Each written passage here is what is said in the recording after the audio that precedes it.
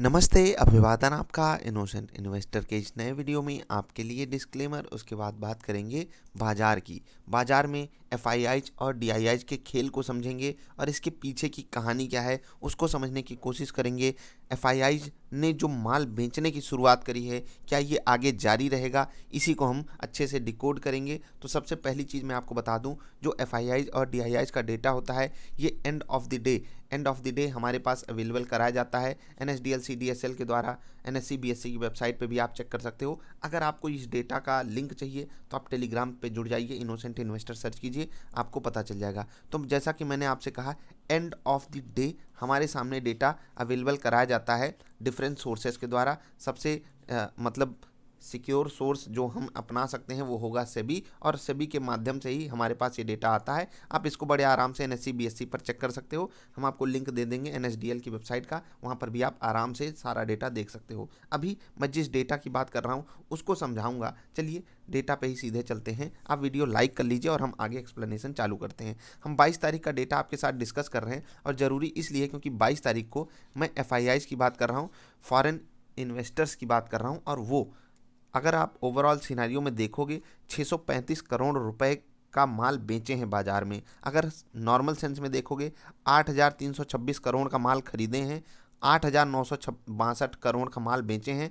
और जब आप इसको मतलब फाइनल पे लेके जाओगे तो माइनस 635 करोड़, यानी कि 635 करोड़ रुपए का माल बिका हुआ है। और ये रेयर सिनारियो है। रेयर सिनारियो क्या, आप लगातार आप देखोगे इससे पहले वाले दिन यानी कि 21 तारीख को 1500 करोड़ का माल ओवरऑल सिनारियो में खरीदा था एफआईआई ने। उससे पहले 2000 करोड़, ऐसे ही वो आंकड़ा ऊपर नीचे होता है, लेकिन वो लगातार खरीदारी कर रहे थे। अभी हमारे सामने बिकवाली आई है। ठीक, डीआईआईज की बात करें तो यहाँ पर कुछ कहना नहीं है। क्यों डीआईआईज की बात पे मैं कुछ कहना नहीं चाहता, क्योंकि वो लगातार बिकवाली पे लगे हुए हैं। कभी 1200 करोड़ बेचेंगे, कभी 1500 करोड़, कभी 2000 करोड़, कभी 1000 करोड़, मतलब उनका सिनारियो यही है। और यहाँ पर उनकी बिकवाली का मेन कारण है कि जो म्यूचुअल फंड्स में रिटेल इन्वेस्टर रिडेम्पशन रिक्वेस्ट डाल रहा है। और ये चीज़ मैंने कवर भी किया हुआ है कि किस तरीके से रिटेल इन्वेस्टर लॉन्ग टर्म के बारे में नहीं सोचता है। वो जरा सी ही मतलब एक बार की बाजार ऐसे चल रही थी, गिर गई, उसके बाद जब बाजार रिकवर कर रही है अपने प्राइस पे, जैसे ही उनका म्यूचुअल फंड आया है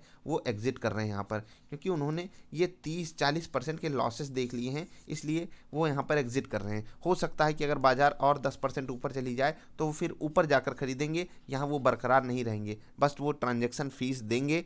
रियलिटी क्या होती है उनके साथ वो मैंने एक्सप्लेन किया हुआ है उस वीडियो में। लेकिन यहाँ पर मैं बात करने आया हूँ एफआईआईज की। एफआईआईज क्या 635 करोड़ की जो बिकवाली की हैं, ये यहाँ पर एक ट्रेंड रिवर्सल का संकेत है। वो हम चलेंगे चार्ट पर पता करने की कोशिश करेंगे, और मैं आपको कहूँगा एनएसडीएल की वेबसाइट पर जो डेटा मैं आपको लिंक दे रहा हूँ उसको थोड़ा सा ध्यान से पढ़ा कीजिए। जैसे कि मैं बार बार आपसे कहता हूँ, मैं एफआईआईज और डीआईआईज का डेटा बहुत अच्छे से एनालाइज करके आपके साथ डेली जो शाम रात में मैं वीडियो लाता हूँ अगले दिन की बाजार वाली, वो उसको रखता हूँ। और वहीं पर आकर आप देखोगे ये जो ग्रीन कैंडल बनी थी, इसके बाद जो हमारे पास end of the day data आया था, मैं end of the day data की बात इसलिए करता हूँ क्योंकि वहीं से हमको सारी चीज़ें पता चलती है। एनएसडीएल की वेबसाइट पे हमको पता चलता है कि एफआईआई ने स्टॉक फ्यूचर्स कितने खरीदे, इंडेक्स फ्यूचर्स कितना खरीदा, कितने रुपए का खरीदा, ऑप्शन कितने का खरीदा, ऑप्शन कितने का बेचा, और वहीं से हम ये निकालते हैं कि एफआईआई कौन सी पोजीशन होल्ड कर रहा है। जैसे कि अगर इस सिनारियो में आप देखोगे एफआईआई पुट दबा कर खरीदे हैं। पुट का मतलब क्या है, ऑप्शन बाइंग।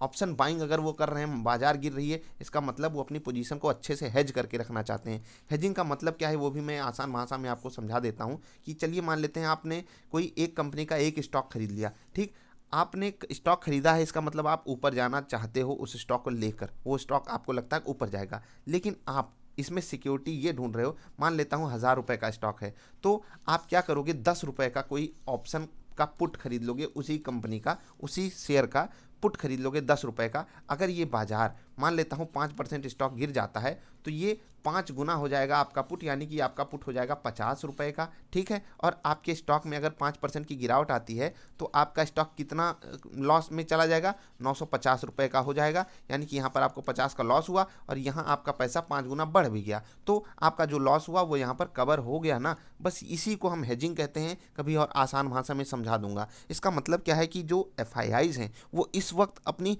हेजिंग वाली पोजीशन पे बहुत एग्रेसिवली काम कर रहे हैं। आप डेटा जाकर देखिएगा, आप खुद समझ जाओगे कि हाँ भैया एग्रेसिवली एफआईआई इस डेटा पे काम कर रहे हैं। जैसा कि मैंने आपको पहले भी कई बार समझाया हुआ है कि एंड ऑफ द डे हमको जो सिनारियो मिलता है वो उससे हम काफ़ी चीज़ें भांप सकते हैं। जैसे यहाँ पर मैंने आपसे कहा था कि बाजार में अब कुछ खरीदिएगा नहीं, और अगले दिन से ही देखिए बिकवाली चालू हुई, 2 दिन रही, और यहाँ पर जब ये डेटा आया तो आप जाकर वीडियो चेक कीजिएगा, अवेलेबल है चैनल पर, जो मैं मार्केट की वीडियो डालता हूँ, कल बाजार कहाँ खुलेगी आप खुद समझ जाओगे सिचुएशन संभालने के लिए। जब यहाँ पर ये वाली कैंडल क्लोज दी थी, मैंने कहा था अब यहाँ पर डेटा हमारे लिए पॉजिटिव बनकर आ रहे हैं एफआईआईज की तरफ से, वीडियो चेक कीजिएगा आप। और उसके बाद देखिए खरीदारी आ गई 2-3 दिन।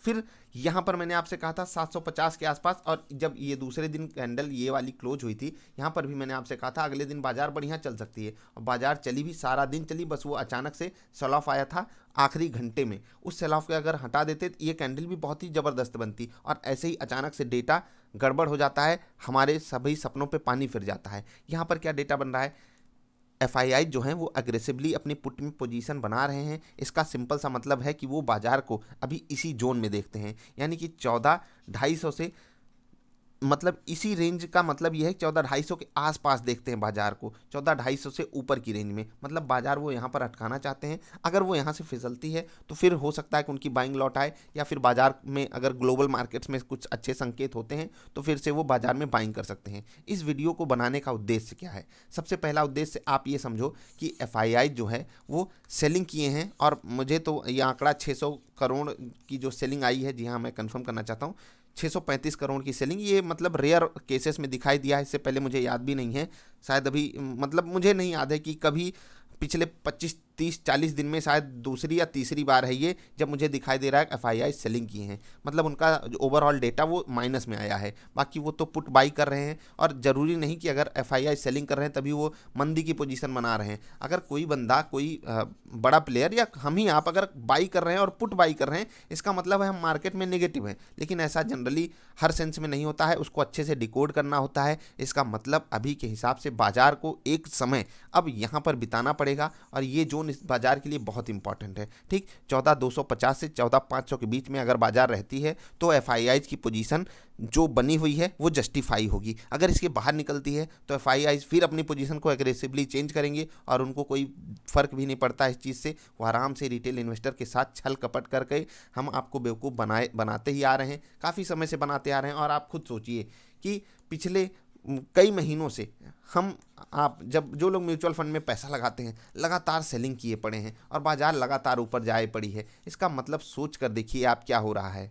और ये सेलिंग फ्रेश बायर्स नहीं कर रहे हैं, जो कोविड के पहले इन्वेस्टिंग किए थे उनकी पोजीशन आई हुई है वही लोग कर रहे हैं। और ऐसा मैंने कई लोगों को पर्सनली जिनको जानता हूँ वहाँ से भी मैंने ये चीज़ें एनालाइज करके आपको बता रहा हूँ, और आप भी आसपास देख रहे होंगे जो लोग नए नए आए थे म्यूचुअल फंड में पैसा लगाने, वो लोग फिर वापस ही निकाल ले रहे हैं। तो क्या कोई सेंस बना बाजार का? नहीं। और यहाँ पर आपको क्या करना चाहिए वो मैं आपको बता देता हूँ। बहुत सी ऐसी कंपनियाँ हैं जो अपने प्रॉफिट से हमको इम्प्रेस कर रही हैं, और हमको वहीं पर शिफ्ट होना है। मैं आपसे हमेशा एक चीज़ कहता था, क्या कहता था, कि जो भी कंपनियां अपने प्राइस को जस्टिफाई करेंगी अपने प्रॉफिट्स को बढ़ाकर, हमें वहां पर शिफ्ट होना है। कैश में अपनी पोजीशन को बरकरार रखिए। कैश से शिफ्ट कहाँ होना है? जहां पर गुड क्वालिटी के आपके सामने रिजल्ट पेश किए जा रहे हैं वहां।